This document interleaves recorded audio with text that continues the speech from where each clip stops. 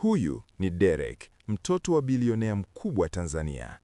Maisha yake yalikuwa ya kifahari. Hela haikuwa tatizo kwake. Lakini Derek alikuwa na tabia moja mbaya. Alipenda sana starehe na totoz. Siku ya birthday yake, aliandaa yacht party kubwa sana. Mziki, marafiki, maisha ya juu kabisa. Lakini watu hawakujua kitu kimoja.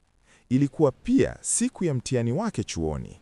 Lakini Derek hakujali. Alikuwa na njia yake.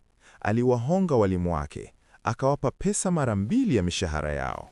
Na Derek akapita mtihani bila hata kuingia darasani. Baada ya pati, Derek aliwaingiza baadhi ya wasichana nyumbani kwa siri, wakati baba yake akiwa kwenye business trip.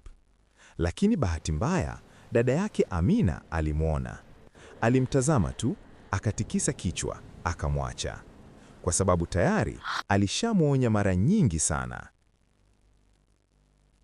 Lakini Derek hakujua, maisha ya mkato huwa na mwisho wake, na wakati wake ulikuwa unakaribia.